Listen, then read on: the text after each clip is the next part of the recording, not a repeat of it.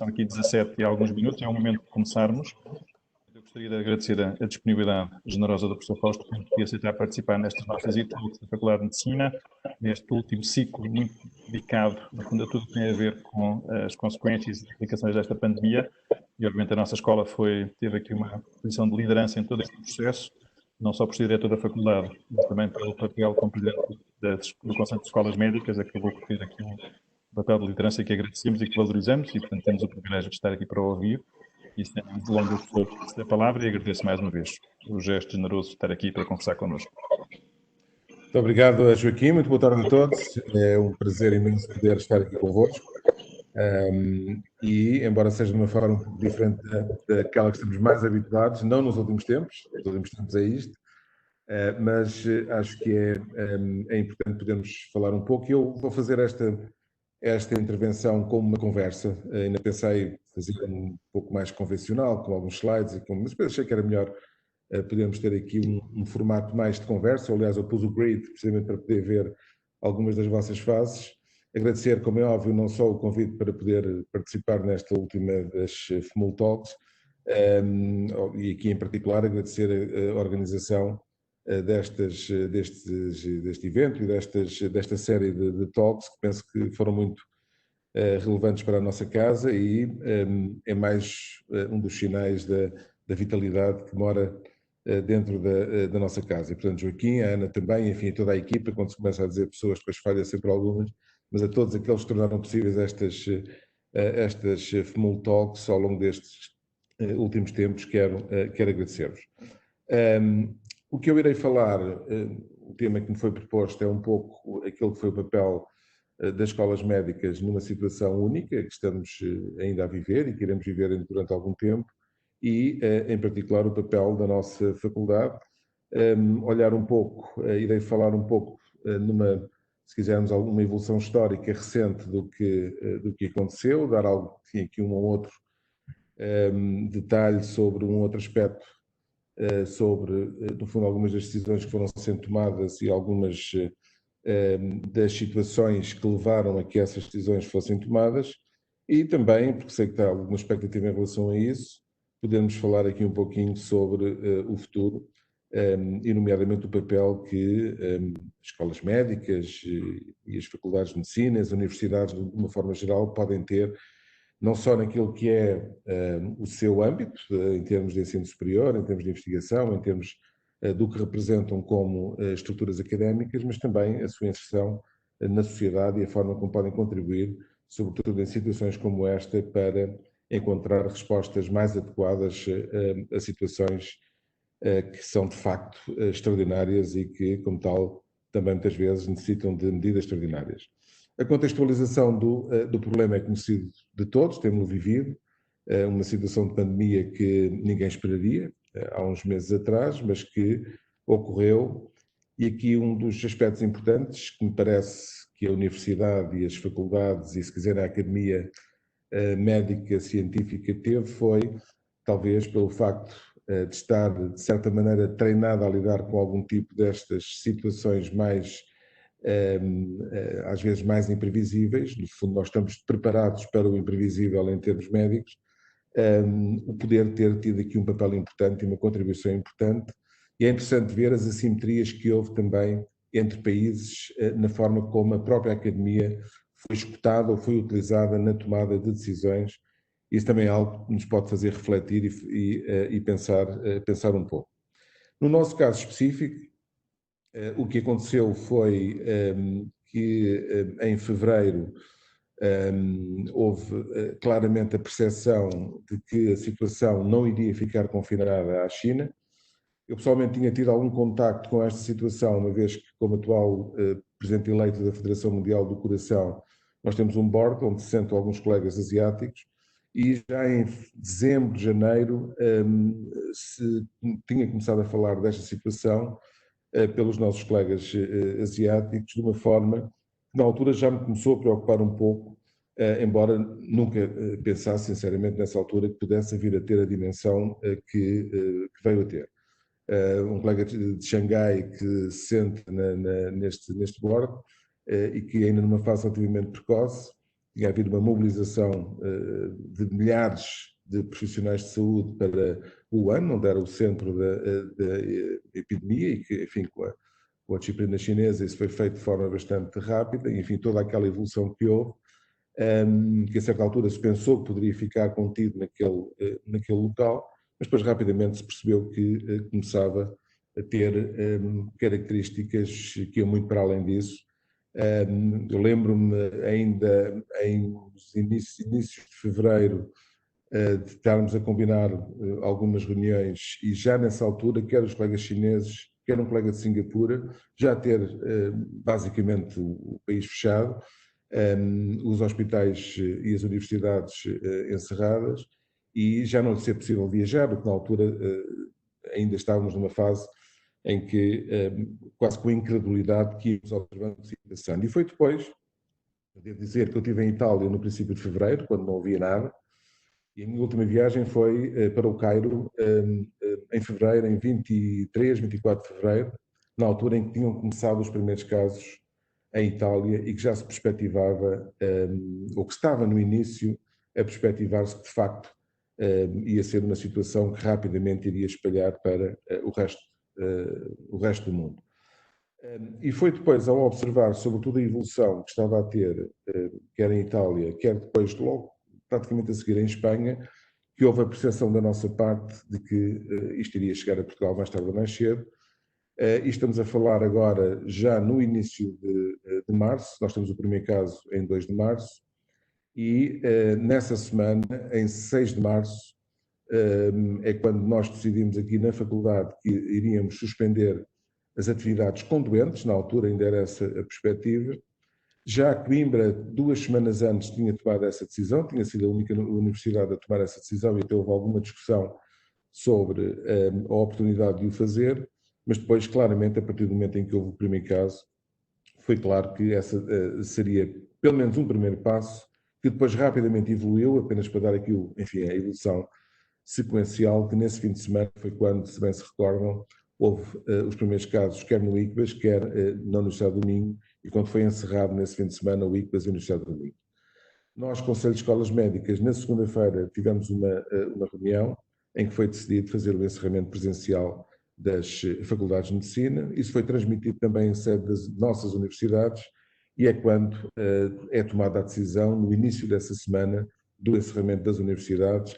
Foi uma decisão pesada, foi uma decisão em que houve, enfim, uma discussão, eu diria, acesa sobre o que fazer, mas claramente aqui as faculdades de medicina tiveram um papel bastante importante de liderança e de certa forma, até utilizando um pouco a experiência do que estava a ocorrer noutros locais, de certa forma de liderar e orientar, e essa responsabilidade, esse ónus também, de orientar as decisões que na altura foram tomadas pelas universidades.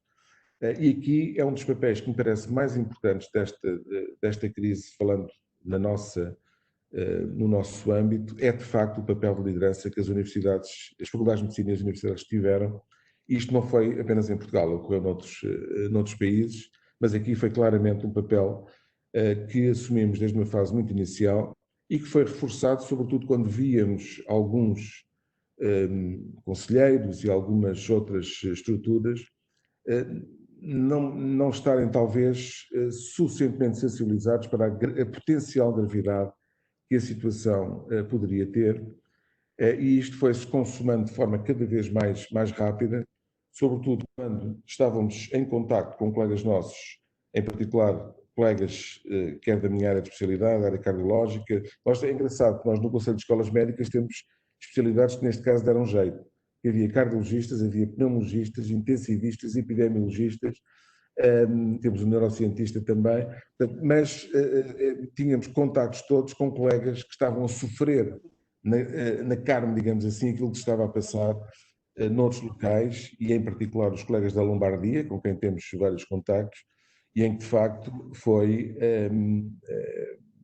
isso contribuiu muito para a forma como nos apercebemos do que é que poderia vir a acontecer em Portugal.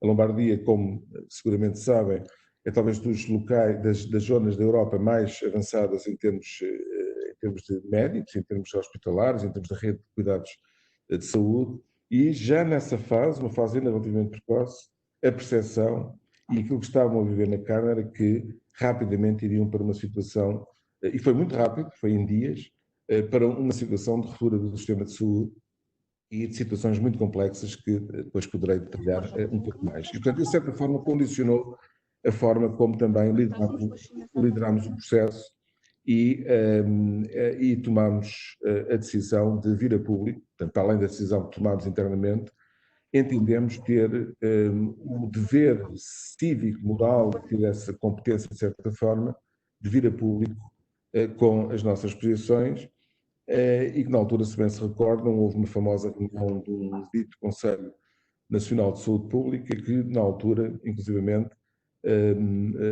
que estávamos à volta de encerrar ou não encerrar as escolas, e na altura a recomendação desse Conselho seria o não encerramento das escolas, o que obviamente nos deixou bastante nervosos, diria eu, e termos sido bastante assertivos na forma como viemos fazer recomendações públicas baseado no conhecimento que tínhamos do que estava a ocorrer e do potencial impacto que isso poderia vir a ter se não fossem tomadas as medidas certas. E o que é facto é que, e verdade seja dita, o Governo acabou por acatar, digamos assim, ou seguir, digamos assim, essa via e de facto foi tomada essa decisão. Até porque havia vários cálculos, havia várias evidências que, de certa forma, ajudavam a tomar essa decisão. Bom, e foi nesse contexto, a partir daí, que as escolas médicas assumiram, em sede de conselho, um conjunto de recomendações que foram progressivamente vindo a ser aplicadas. Fizemos apenas quando entendíamos que era importante vir a público.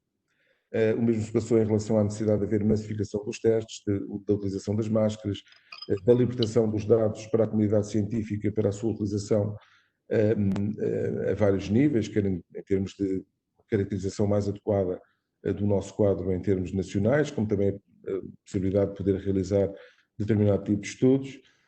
Isso foi sendo progressivamente vindo a ser, eu diria, seguido, nem sempre com o timing que acharíamos mais adequado, nem sempre também na extensão que acharíamos que deveria ser feito, por exemplo, em relação ao acesso aos dados ainda é um problema que temos, mas procuramos ter esta atitude proativa e que tivemos ao longo do tempo. Depois, aspectos mais práticos, como é óbvio, acabando ou suspendendo a atividade presencial, havia necessidade de minimizar o impacto que isso iria ter na formação dos nossos estudantes e, muito rapidamente, e nós aqui penso que a nossa faculdade foi líder nesse sentido, mas acompanhada depois pelas outras escolas, conseguiu-se montar em velocidade recorde um programa, e enfim, estão muitos aqui dos que participaram e participam nesse programa, num programa de aulas online, que muito rapidamente, praticamente em 24 horas foi montada, aqui uma palavra muito especial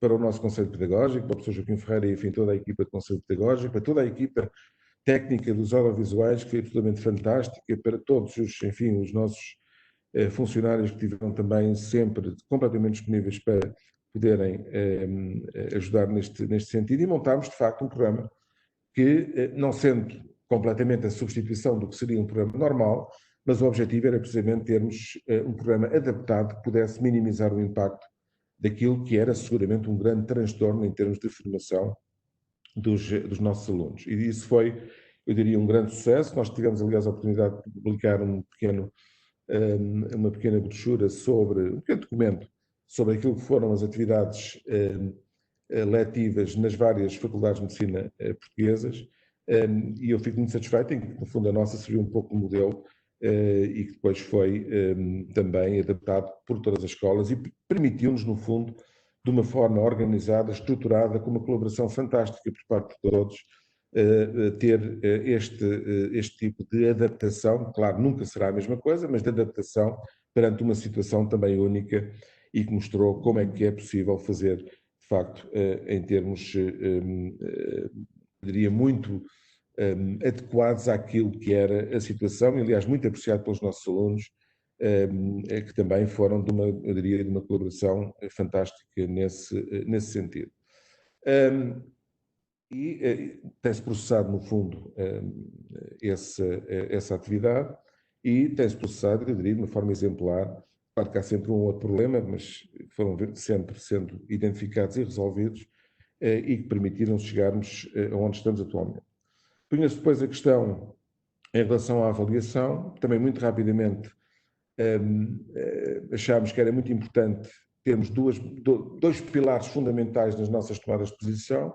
Um que seria a segurança, no fundo, da comunidade que representamos, da comunidade académica como um todo, e, por outro lado, também dar alguma segurança em termos de previsibilidade e não acrescentar ainda mais insegurança pela imprevisibilidade do que poderia acontecer, e mesmo pecando por eventualmente algum excesso de zelo, se quisermos, mas era muito importante, portanto, ter esta capacidade de podermos tomar decisões que permitissem também algum grau de previsibilidade dentro de um contexto, enfim, de alguma incerteza, mas aí também a responsabilidade nesse sentido. E, de facto, foi quando foi decidido que neste ano letivo não existiriam mais salas presenciais, o que, aliás, isso acabou por ser claro, mas numa altura até relativamente precoce isso foi tomada essa decisão, portanto, que o ensino seria um ensino não presencial e que também a avaliação seria uma avaliação não presencial.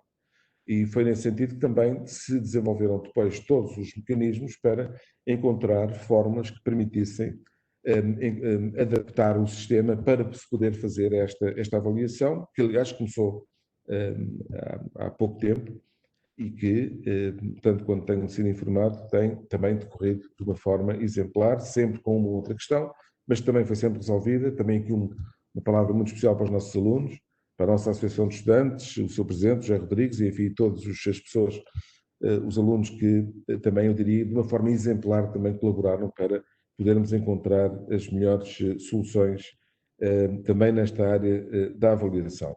E, portanto, eu diria que a nossa função foi cumprida numa altura muito especial, numa altura em que estávamos a navegar num mar que era muito inóspito e ao mesmo tempo muito imprevisível, mas penso que em conjunto, e aqui de facto a força de podermos trabalhar em conjunto e trabalhar também ao mesmo tempo, isso foi sempre muito importante, perceber e sermos humildes para ver o que estava a acontecer noutros locais. Eu chamei sempre muita atenção de que nós tivemos a sorte em Portugal, do facto de termos sido atingidos mais tarde, podíamos ver o que estava a acontecer noutros locais e sermos humildes para perceber e adaptar isso àquilo que era a nossa realidade. Eu tenho estado pessoalmente em contacto com colegas por esse mundo fora, para tentar perceber também um pouco quais são as medidas, as atitudes, porque de facto aqui acho que é a grande vantagem da comunidade académica e da comunidade como a nossa é sermos uma comunidade. Portanto, os problemas, neste caso concreto, são problemas comuns, com alguma especificidade local. Teve aqui o que houve de diferença foi em termos temporais, uns termos sido mais atingidos mais inicialmente do que outros, mas isso permitiu-nos, e que nós tivemos, digamos, essa sorte, de poder também procurar adaptar algumas das soluções que já estavam a ser implementadas noutros locais à nossa realidade. E é isso, no fundo, que temos vindo a fazer, é procurar encontrar as soluções mais adequadas e de tentar encontrar, conjuntamente com essas outras instituições, e tentar adaptar depois isso à nossa realidade. Aqui, dizer que o nosso intuito foi sempre para encontrar as melhores soluções, e uma das grandes vantagens, isto às vezes é que eu não gosto de ouvir, sobretudo na esfera política, mas a grande vantagem, por exemplo, do nosso Conselho de Escolas Médicas é que é totalmente independente em termos políticos. Portanto, nós não somos nomeados, nós somos eleitos, e somos eleitos pela nossa comunidade académica. Portanto, a quem nós temos que responder é a nossa comunidade académica e não a nenhum ministro ou nenhuma ministra ou ninguém que nos nomeie. E, portanto, nós sempre, e eu disse-o publicamente várias vezes, inclusive aconselhámos que os nossos decisores políticos, sobre eles decidem, nós não decidimos nada, nós neste caso apenas podemos recomendar, mas procuramos fazê-lo sempre de acordo com aquilo que eram as necessidades.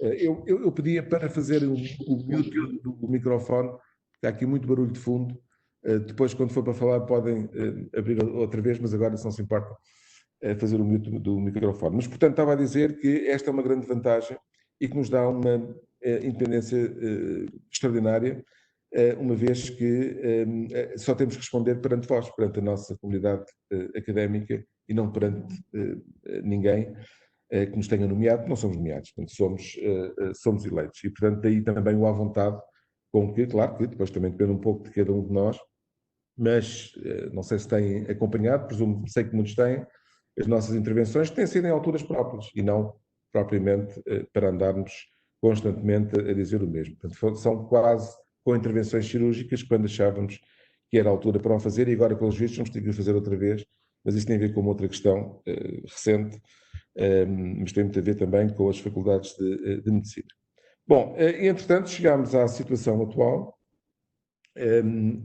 mas agora dizer que foi muito confortável e reconfortante ver como conseguimos, numa plataforma como é a plataforma das escolas médicas, e obviamente que há sempre alguma divergência de opinião, mas rapidamente chegarmos a consenso, pelo menos sobre aquilo que eram as grandes medidas e as grandes recomendações. Eu acho que isto é uma vitória para a medicina académica portuguesa e para a academia portuguesa, nesse sentido, porque conseguimos, de facto, de uma forma muito unida e muito capaz, diria eu, de poder ter não uma uniformidade, mas ter um consenso sobre aquilo que era o mais relevante para defender as nossas comunidades. E esse foi, de facto, o nosso propósito, é o nosso propósito e será o nosso propósito, procurarmos encontrar as melhores soluções para as comunidades que servimos e essas sim pelas quais temos que responder. Agora vivemos a altura em que, como é óbvio, toda a gente está interessada em perceber como é que vai ser a retoma, como é que vai ser a reabertura. E como digo, os dois grandes pilares que temos procurado manter é, por um lado, a segurança e, por outro lado, a previsibilidade tanta quanto possível, para garantir, tanto quanto é possível, um grau de estabilidade, ou se quisermos ao contrário, minimizar a instabilidade que uma situação como estas pode criar a todos nós, no fundo, que todos confrontados com uma situação nova. E procuramos sempre fazê-lo tendo por base exatamente estes parâmetros, ou seja, tendo a informação disponível e procurando ser, nós somos médicos, cientistas, portanto, procurando ser tão objetivos quanto possível, utilizando a informação que temos ao nosso dispor, e felizmente que hoje em dia a informação é relativamente, às vezes, o digerir a informação e poder usá-la de forma adequada é mais difícil, mas a informação em si existe e, portanto, tanto quanto é possível usar dessa informação, tomarmos as decisões baseadas nessa informação e também naquilo que é a experiência que temos vindo a colher e vindo também a acompanhar de outros locais, de outros países, procurando fazer essa adaptação, sempre com o objetivo de encontrar o mais adequado para as nossas instituições. E daí termos estabelecido um programa de reabertura que tem sido feito de forma cautelosa, de forma progressiva. A decisão em relação às aulas já estava tomada, em relação àquilo que ia ser a avaliação também já estava tomada. É claro que não há regra sem exceção e, portanto, haverá sempre a possibilidade de haver uma outra exceção. E aquilo que foi decidido foi uma reabertura progressiva em termos das atividades de laboratório. Alguns já estavam a funcionar, aliás, devo dizer que desde o início tivemos a funcionar aqui no edifício Egas Muniz os laboratórios que estavam de apoio ao Covid, e eu desde o início que, em conversações na altura com a professora Maria Mota, que mostrou interesse em poder colaborar nesse sentido e utilizar as suas, e algum dos voluntários também, que depois criou-se uma comunidade muito interessante, que acabou por dar apoio a esta atividade. Também alguma atividade em termos de nomeadamente laboratório da Genomed para apoio a doentes, alguns testes de doentes oncológicos, e um ou outro caso em que foram pedidos esse tipo de apoio. Portanto, também foi dado de acordo com aquilo e cumprindo aquilo que eram as regras de segurança que têm sido exemplarmente cumpridas. Estamos, como sabem, progressivamente a abrir a atividade e hoje saiu um novo documento que baliza já para as próximas semanas. Obviamente que estamos numa situação em que precisamos de ir avaliando e monitorizando de forma responsável para poder tomar com alguma segurança e sempre com algum grau de incerteza, mas que é aceitável, podermos tomar as decisões no sentido de procurarmos, acima de tudo, ter as atitudes mais adequadas. Quer dizer, eu acho que, e agora desculpem os não médicos, mas nós médicos estamos muito habituados a viver com incerteza. Qualquer nossa decisão médica é, no fundo, estarmos a pesar aquilo que é o risco versus o benefício. Isto é a nossa vida no dia a dia. E, portanto, aqui talvez tenha ajudado um bocadinho também a poder a pesar este risco-benefício para ajudar a tomar as decisões que são meramente baseadas naquilo que é a avaliação e a apreciação no momento do risco-benefício das decisões que vamos tomar. Portanto, e são tomadas baseadas nessa avaliação, com os elementos que temos, com a informação que temos, enfim, com o conhecimento que temos. E, portanto, isso eu penso que é muito importante. Enfim, penso que é mais ou menos óbvio, mas também é óbvio que é importante que se perceba que é esse o princípio que está por trás destas decisões. E, portanto, iremos, enfim, não irei entrar em grandes detalhes agora, mas iremos progressivamente retomando essas atividades. E, neste momento, a grande questão que se põe é em relação à modalidade de reabertura do próximo ano letivo. Essa é a grande preocupação neste momento, uma vez que as fases seguintes estão mais ou menos definidas em relação ao funcionamento da instituição. E devo dizer, em relação a isso, e poderemos falar depois um pouco mais em detalhe, não está definido ainda na sua totalidade como é que vai ser essa reabertura. Estamos em sede da própria universidade e em sede das escolas médicas a discutir os modelos. Esta, aliás, é uma discussão que está a ocorrer a nível mundial. Algumas universidades, inclusive, já tomaram algumas decisões. Por exemplo, Cambridge, a Universidade de Cambridge e Oxford já decidiu, por exemplo, que o ensino teórico irá ser todo online até ao verão do próximo ano. Outras universidades estão ainda a ponderar, realmente nos Estados Unidos, enfim, que tem um modelo um bocadinho diferente do nosso, que é o sistema de college e de universidade, que eu conheço bem. Está a haver alguma diferença. Algumas delas estão, por exemplo, no estado da Califórnia, está já praticamente, a discussão vai muito no sentido também de ter uma grande parte do seu componente feito online, mas neste momento estamos a discutir internamente na universidade, estamos a discutir internamente no seio das escolas médicas e em junho esperamos ter uma decisão em relação ao modelo que vamos adotar. Se me perguntarem o que é que eu penso neste momento, o que me parece que será o mais adequado. Bom, primeiro é que temos vários cenários, como é óbvio, e temos, eu diria, cenários mais otimistas, cenários mais pessimistas, e depois no meio um cenário mais, se calhar, mais realista. E aquilo que me parece que é o cenário mais realista neste momento, com os elementos que temos atualmente, com aquilo que tem sido a vivência e a observação de outros locais, de outros países e de outras vivências, é que iremos possivelmente para um sistema misto. Portanto, um sistema que irá implicar uma parte do ensino feito de forma remota, mas uma parte que terá que ser necessariamente presencial. E há aqui um elemento que também me parece importante. Estou a olhar para o tempo, também não me quero alongar demasiado, mas um dos aspectos, isso tem sido também uma apreciação geral, é que de facto nós tivemos aqui uma espécie de um regime acelerado de transformação, de desenvolvimento de uma ferramenta que já era utilizada, mas que foi agora utilizada de forma exponencial, que é no fundo o recurso a todos os elementos de utilização de telemática e de mecanismos de transmissão online por via remota, que de facto sofreram, e aliás isto ao mesmo tempo é engraçado, porque hoje em dia a quantidade de empresas que estão a desenvolver novas ferramentas e novas tecnologias, isto, a necessidade aguçou o engenho, é verdade, mas de facto tem sido absolutamente extraordinário e, ao mesmo tempo, tem permitido, para além, enfim, da parte mais técnica, também para nós, como docentes, como investigadores, como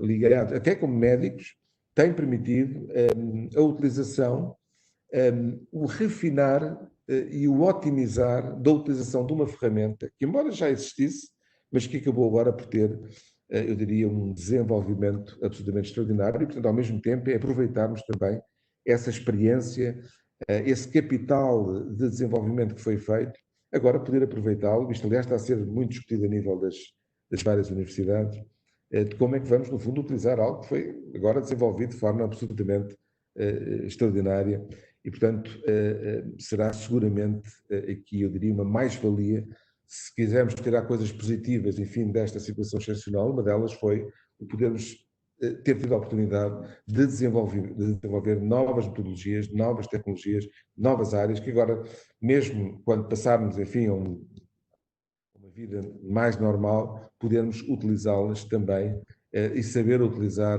também aquilo que aprendemos com este período.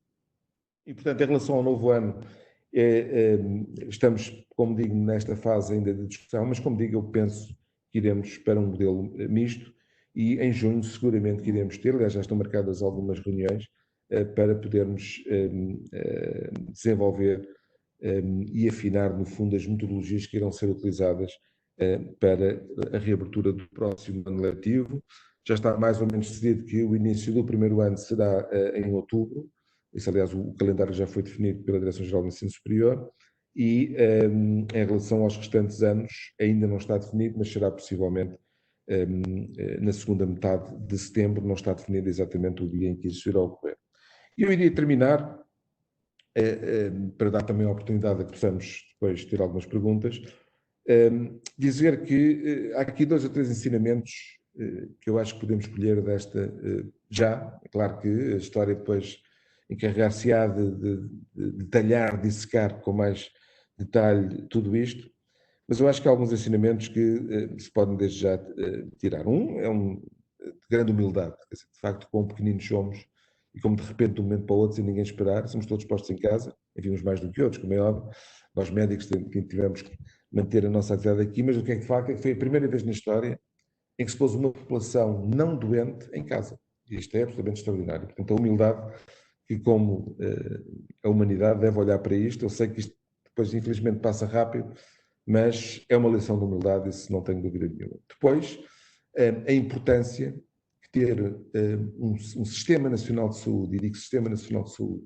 robusto e forte, é fundamental em qualquer sociedade. De repente, passámos de uma fase em que andavam a bater nos profissionais de saúde, em particular nos médicos, para bater palmas e para endeusar, e eram os heróis, etc.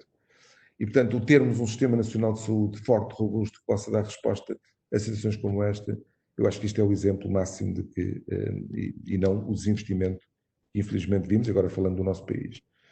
E em terceiro lugar, enfim, vem um pouco nesta senda, a importância da ciência, a importância do conhecimento e a importância da independência da ciência e do desenvolvimento do conhecimento, sobretudo do poder político.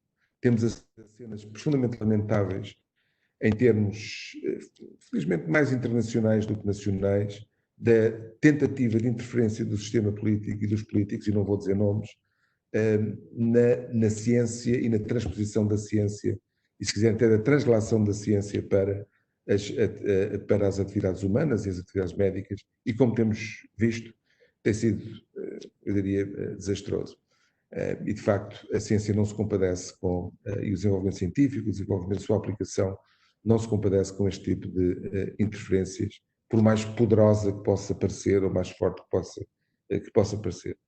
E, portanto, estes são, para mim, pelo menos, 3 grandes ensinamentos de humildade, importância de um Sistema Nacional de Saúde forte e robusto, investir nele com força, investir em ciência, no conhecimento científico, e penso que, como comunidade, para nós é fácil dizer isto, como é óbvio, mas penso que qualquer pessoa minimamente inteligente, numa situação como esta, tem essa percepção, e este talvez tenha sido, eu diria, 3 dos grandes ensinamentos que eu retiro de toda esta situação anómala que estamos a viver, mas também é isso que nos pede, é perante o imprevisto, sobretudo a quem tem a responsabilidade de liderar, perante o imprevisto, ser capaz de encontrar as melhores soluções para as comunidades que têm a responsabilidade de servir e, acima de tudo, quando têm a responsabilidade de as orientar e dirigir. E devo dizer, tem sido um privilégio para mim poder dirigir esta casa e, acima de tudo, um privilégio de poder estar rodeado também de um grupo fantástico de pessoas que têm permitido que possamos, eu acho que posso dizer, sermos exemplares na forma como temos reagido a esta situação tão única e que poderia ter corrido tão mal, mas que felizmente acho que temos conseguido ultrapassá-la. Claro que nem sempre as coisas correm 100%, mas não há nada que corra 100%, nem no paraíso, penso eu. Mas temos sido capazes de o fazer e iremos com certeza continuar a ser e sairmos disto, espero eu, ainda mais fortes e com ainda mais capacidade de podermos responder aos nossos desafios em termos futuros, e que são muitos. E eu acho, meu caro professor Joaquim Ferreira, Ana, eu acho que se calhar ficava por aqui, se calhar já falei demais, e agora ficaria ao dispor para qualquer comentário, qualquer questão que gostassem de colocar. Muito obrigado. Eu faço aqui as honras de gerir aqui a discussão. Já temos aqui alguns comentários. Aqui ao nível da partilha pessoal, eu lembro da forma emotiva como nos despedimos no dia em que a faculdade foi fechada. E, portanto, isso eu partilho, é uma partilha minha que o envolve. Portanto, não é fácil tomar a decisão de fechar os espaços físicos da nossa própria escola. Gosto muito de ouvir mencionar humildade e incerteza. Eu diria que a incerteza não é só quem não é médico. Acho que mesmo dentro da investigação biomédica, acho que a prática da medicina dá-nos uma noção de incerteza. Quem faz investigação básica tem muito mais certezas. Isso é algo que eu também aprendi e que nos ajuda um bocadinho a olhar para este tipo de paradigmas. Há uma primeira pergunta, e é uma pergunta que se funde com o próximo ano, e que tem um bocadinho a ver com a formação de médicos e de os expor a um risco. E, obviamente, uma das grandes incertezas é como é que vamos ensinar medicina em contexto presencial, em contacto com alunos, ou melhor, expondo os alunos ao risco, no fundo, de verem doentes, que é parte do ensino. E a pergunta aqui do Thomas Anscheid é qual é que é o nível de risco que estamos disponível a correr. Obviamente, vamos dar o exemplo do sexto ano. O sexto ano é um ano profissionalizante, é suposto que os alunos tenham contacto com doentes em contexto quase profissional, ou mimetizando, no fundo, uma prática profissional. Obviamente, este ano foi tomada uma decisão também pela incerteza de suspender essa atividade, mas, obviamente, o próximo ano é um ano diferente, que pode ser planeado, e era um bocadinho ter aqui a sua partilha do que é que antecipa que vai acontecer. E esta pergunta muito faz sentido este risco, e qual é que é o risco que estamos, como escola médica, disponível para expor os nossos alunos, porque é uma decisão, obviamente, crítica e difícil. E aqui a primeira pergunta, e depois darei aqui a palavra a outras pessoas que querem perguntar oralmente. Pois, muito bem. Pois, eu penso que tem que haver grande transparência. E grande transparência, e eu acho que isso tem sido também um pouco o nosso apanágio. Eu custa muito ouvir alguns argumentos que são utilizados para tentar esconder um pouco as coisas. E aqui a grande transparência que tem que haver é no nosso, e agora falando especificamente em relação aos alunos, no nosso relacionamento com os alunos, e que penso que temos procurado cultivar ao longo deste período. Obviamente que a situação é diferente daquela que era a situação inicial, em que aquilo que estávamos a viver era completamente incerto, era completamente a incerteza que tínhamos em relação ao potencial impacto que isto poderia ter. Eu devo dizer que o nosso receio, o meu receio principal, era nós termos um quadro semelhante ao que se passou em Itália ou em Espanha, e que nós sabíamos, e temos a humildade para reconhecer isso, que se tivéssemos um impacto idêntico, as consequências que iam ter iam ser absolutamente catastróficas para o nosso sistema de saúde. Eu recordo que nós tínhamos, na altura, já melhorámos um pouco, é verdade, mas nós tínhamos o rácio pior em termos, por exemplo, de camas de cuidados intensivos na Europa. Nós tínhamos 4,2 para 100 mil habitantes, versus, por exemplo, a Alemanha com 28 ou 29, a Espanha com 13 ou 14, a Itália também com 14 ou 15. E, portanto, se nós tivéssemos um impacto semelhante àquilo que tinha tido a Espanha ou a Itália, teria-se, e já não, enfim, depois, mais tarde vimos, mas já foi mais tarde do que aconteceu, por exemplo, nos Estados Unidos, não é? Com sistemas em Nova Iorque, eu tenho colegas meus em Nova Iorque que estiveram até há uma semana atrás com hospitais Covid, 100% Covid. Aqui ao lado em Espanha, em Madrid, a maior parte dos hospitais são hospitais 100% Covid. Tenho um grande amigo meu no Ramón y Cajal, tinha 800 doentes internados com Covid a um determinado momento. E nós sabíamos que se isso acontecesse em Portugal, ia ser muito complicado. Portanto, a atitude que tivemos foi uma atitude que era de proteção, sobretudo, proteção das pessoas, proteção do nosso sistema, proteção, neste caso, concreto falando da faculdade, dos nossos alunos, do pessoal, enfim, de uma forma que fosse tão protetora quanto possível, tendo em conta o conhecimento, quer dizer, não eram cenários, existiam já, isso disseram muitas vezes, é que o filme estava feito, portanto era apenas a reprodução, a reprise que ia ser, no nosso caso, mais catastrófica. Neste momento temos já uma situação um pouco diferente, já temos um histórico, se quiser. E eu acho que estamos em condições, enfim, e a própria abordagem, a própria forma como neste momento a situação é abordada é completamente diferente. Penso que há uma consciencialização coletiva que era diferente daquela que existia há 2 meses atrás. É engraçado, 2 meses, não é? O tempo é relativamente, 2 meses não é assim tanto, mas ao mesmo tempo parece que já passou quase uma eternidade. E, portanto, eu acho que estamos em condições de podermos, de forma responsável, e como digo, não temos a solução definitiva, mas de forma responsável, poder estabelecer, eu diria, contratos com os nossos alunos. Eu falava há pouco com a Presidente da ANEM, enfim, penso que não estou a cometer nenhuma inconfidencialidade, nenhuma inconfidência, mas que me perguntava um pouco também sobre isto. E eu acho que vamos fazer isto de forma, mais uma vez, de forma faseada e, mais uma vez, avaliando a situação e envolvendo os próprios alunos nas tomadas de decisão. Temos aqui, eu diria, uma janela de oportunidade para poder também ser imaginativos na forma como podemos organizar, e eu estou a pensar sobretudo no ensino clínico. Quer dizer, aquilo que não pode acontecer é nós termos as situações que tínhamos até há muito pouco tempo, de infelizmente termos por vezes turmas em que não eram tão pequenas quanto isso, embora nós tenhamos feito um esforço no sentido de melhorar o rácio aluno-tutor ou aluno-assistente, mas tivemos muitas vezes um assistente, sabemos isto, às vezes um assistente, e posso falar da minha área se quiserem. Há um assistente que não pode vir, fica a turma ligada ao outro, e em vez de termos 4 ou 5 alunos junto a um doente, temos 10. Às vezes o assistente vem um bocadinho mais tarde, estão os alunos ali encostados e estão alunos a escutar isto e sabem que eu estou a falar um pouco contra nós docentes. Isso não pode acontecer. Não. E, portanto, eu acho que isto, ao mesmo tempo, é uma oportunidade de podermos repensar, e estamos a fazê-lo, como é óbvio, todos temos a repensar a forma como podemos reorganizar todo o ensino clínico, aliás, já estava, como sabem, temos uma reforma do ensino clínico, agora até foi, se quisermos, tivemos que adiar um ano a sua implementação, mas com isto até foi, de certa forma, veio, se quisermos, trazer elementos que nos podem ajudar a balizar ainda mais o tipo de organização para o ensino clínico. E, portanto, com transparência, com avaliação de risco, por exemplo, nós temos agora os alunos do 6º ano, estarão, e eu agradeço, colaboraram connosco nos testes que estão a ser feitos na universidade, e claro que foi voluntário, voluntariaram-se para isso. Nós fizemos já cerca de 1000 testes e houve 10 casos positivos, cerca de 1%.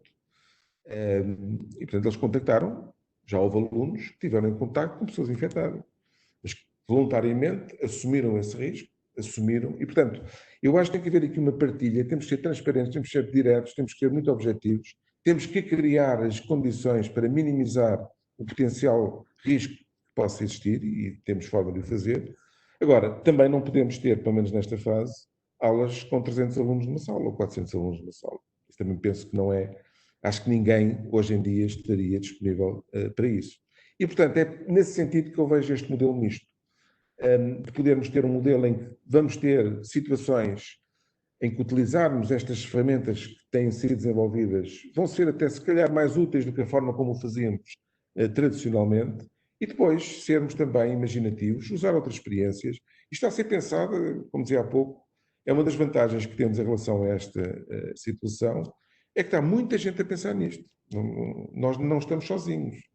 E, portanto, e não há aqui nenhum preconceito. Então, estou perfeitamente à vontade, não há aqui nenhum preconceito, porque às vezes é engraçado que há pessoas que pensam que há aqui algumas, porque é que... Quer dizer, aqui o único objetivo é encontrar as melhores soluções para, na nossa realidade, podermos atingir os objetivos de ter a melhor formação possível. Mas, obviamente, num sistema que nos garanta, que seja transparente e que nos garanta a segurança e a previsibilidade do que iremos estabelecer. Mas, portanto, vai ser eu diria, este contrato que vamos todos, porque isto vai mudar um pouco a forma também, como inclusive dentro das instituições, iremos, de certa maneira, interagir para podermos, eu diria, corresponsabilizar-nos também e sermos capazes, também de tal humildade, de irmos afinando o modelo à medida que vamos que vamos evoluindo e vamos implementando. Isso também é a nossa capacidade de sermos suficientemente plásticos para podermos ir adaptando àquilo que se entenda ser uma melhoria do sistema em si, em função também dos resultados que contém. Isso, no fundo, é um bocadinho também a aplicação, se quiserem, do método científico, neste caso ao ensino. Seguramente a sua resposta vai tranquilizar alguns alunos que voluntariamente se aproximam e dizem nós estamos dispostos a correr esse risco. Portanto, eu acho que há aqui um voluntarismo, e, portanto, vai seguramente nesse sentido.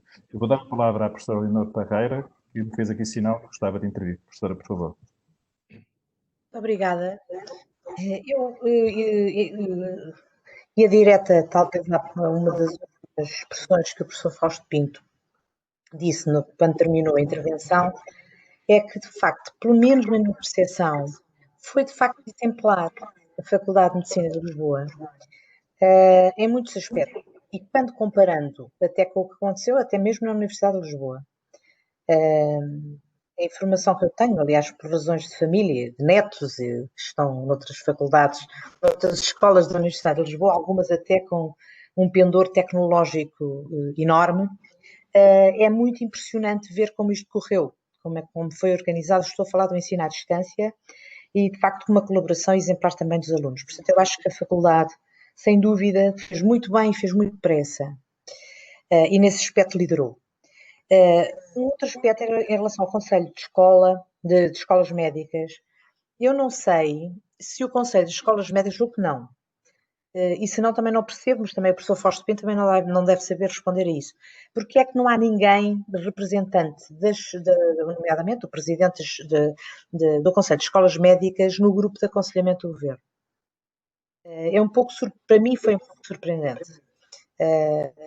Porque eu penso que o Conselho, por ser de escolas médicas e precisamente por essa diversidade que tem, nomeadamente de expertise das pessoas que o constituem e representam as escolas médicas, também poderia dar não apenas conselhos pragmáticos ao próprio governo, como, além do mais, poderia servir para neutralizar um pouco o excesso de mediatização que está a haver, nomeadamente da comunidade científica, em que eu, pelo menos, sinto isso quando estou a ver a televisão, geralmente, a ver uma espécie de profusão de especialistas de generalidades, ou seja, as pessoas são muito especialistas, mas na prática metem a conversa e dão opiniões, e eu acho que isto não vai lá com opiniões, vai lá com conhecimento, não é? E nesse sentido, eu acho que o Conselho de Escolas Médicas poderia ter um papel muito importante de serenidade, de temperança em relação precisamente a essa vertigem mediática que está por aí. E só apenas para terminar, eu fico muito preocupada em relação ao Sistema Nacional de Saúde.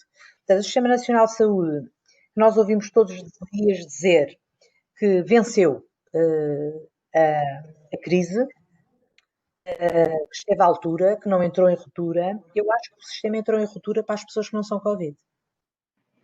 O sistema não é robusto, em boa verdade, não aguentou, porque não tendo nós tido, pelas medidas que foram introduzidas, de facto uma explosão da doença, como houve em outros países anteriormente, não tendo havido essa explosão, nós temos o sofrimento de retaguarda das pessoas que não são Covid, e nesse sentido o sistema está, de facto, muito longe de robustar. Em relação ao ensino, eu pessoalmente estou muito otimista na relação com os alunos e acho que esse modelo misto, eu não tenho a certeza que a faculdade, mais uma vez, vai dar um exemplo de como é que essas coisas podem fazer bem. Essencial de ensino online, bem feito, sério, para que os nossos alunos não sejam, de facto, muito prejudicados por uma situação que é, de facto, uma situação terrível. Muito obrigada, era só. Muito obrigado, professor Leonor Parreira, e muito obrigado pelas palavras. Já agora, 2 ou 3 comentários. Nós também, como Conselho de Escolas Médicas, também não percebemos a razão objetiva, porque é que não fomos chamados formalmente, mas também não nos inibimos de dar a nossa opinião e de manifestar publicamente, com a força que tem o sermos isso mesmo, é Conselho de Escolas Médicas, E alertámos e fizemos sempre de uma maneira muito construtiva e muito objetiva, e, portanto, sem qualquer intuito que não fosse dar o contributo, no fundo, porque achámos que era mesmo importante fazê-lo neste contexto. A razão porque formalmente não o fizemos, ou não foi feito em Portugal, ao contrário, por exemplo, da Alemanha. Eu admiro muito o que foi, eu acompanhei, aliás, tenho procurado acompanhar de vários países, mas reconheço no que se passou na Alemanha exemplar, aquilo que, talvez pela sua formação científica de base, aquilo que a chanceler Merkel fez, ela criou um conselho, não só com os seus conselheiros habituais, como foi buscar às universidades alemãs vários elementos, no fundo, da Academia Alemã, um conselho de cerca de 30 pessoas, que a aconselharam durante, e claro que tendo a sua base científica. Aliás, dos clipes mais úteis e que eu, nas minhas redes sociais, difundi, que eu vi, foi a explicação dela, explicando o tal R, porque é que eles tinham de tomar aquelas decisões, porque é que tinham tomado aquela decisão naquela altura e porque é que se houvesse um desvio, e ela explicou, se passasse de 1.1 para 1.2, ela explicou isto de uma forma verdadeiramente brilhante, toda a gente percebe. E isso acho que está, mais uma vez, a importância do conhecimento científico. Então, se o responsável governativo o tem, isso facilita. Eu penso que aqui as pessoas ficam mais, muitas vezes, se calhar vou incomodar algumas pessoas, mas há pessoas que preferem estar rodeadas de pessoas que dizem aquilo que elas querem ouvir e não aquilo que elas devem ouvir. Eu, como médico, digo isto aos meus doentes, muitas vezes, que é a diferença entre um político e um médico, é que o político diz aquilo que a pessoa quer ouvir. Nós, médicos, dizemos aquilo que a pessoa tem de ouvir ou deve de ouvir. Da mesma forma geral. Se calhar estou sempre arrogante, mas...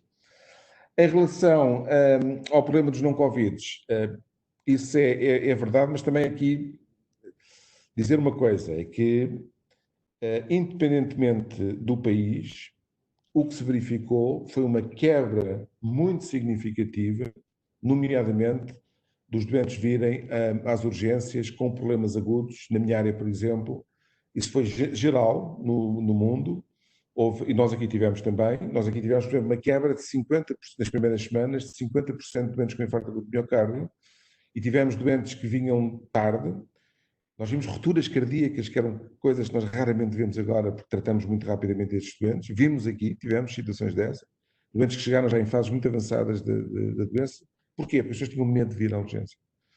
E esse foi um trabalho que também tem estado a ser feito, que não é fácil, que é, de certa maneira, tirar o medo, porque era um bocadinho dizer fica em casa, mas atenção, e nós fizemos vídeos e fizemos, as sociedades científicas também estiveram envolvidas nisso, para explicar que, ok, temos o inimigo público número 1 agora, que é o Covid e o coronavírus, mas atenção, há outros inimigos.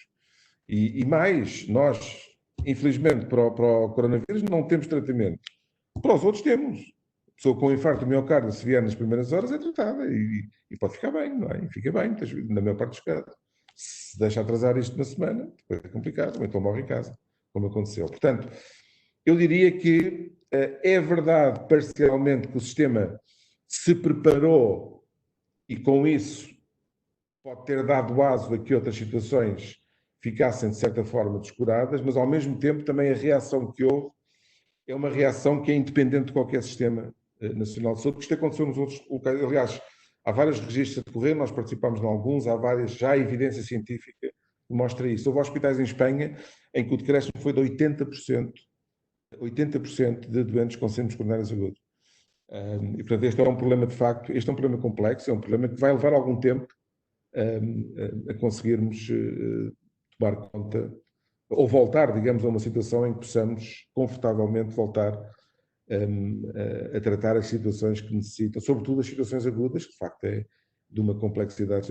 O reverso foi o desenvolvimento, enfim, nos locais mais do que outros, da telemedicina, ou da telesaúde, se quisermos. Isso, de facto, foi aqui também uma oportunidade para dizer que a Mara também tem tido grandes discussões à volta dela, até a sua regulamentação.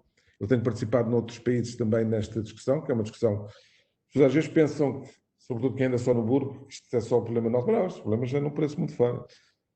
E esta é uma área em que também aproveitou, de certa forma, esta situação para se desenvolver, e eu acho que há algo aqui que também se pode aprender. Muito obrigado pelos comentários. Obrigado, professor. Estamos aqui a chegar ao fim do nosso tempo, mas há uma pergunta colocada no chat que a Ana lhe vai colocar.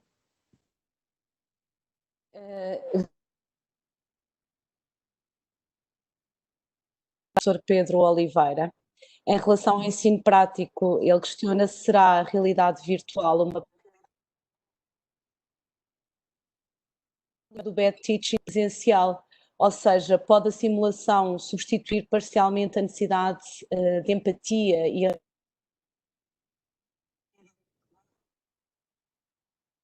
Isso é uma excelente pergunta e é exatamente isso que vai ser incorporado dentro daquilo que eu há pouco falei, como o repensar, o redesenhar, se quisermos, o ensino prático, se quisermos falar do ensino prático. Nós temos, enfim, eu não falei disso, mas nós, como sabem, alguns de vós, ou se não todos, nós temos um centro de simulação que está no novo edifício e que cobre várias áreas.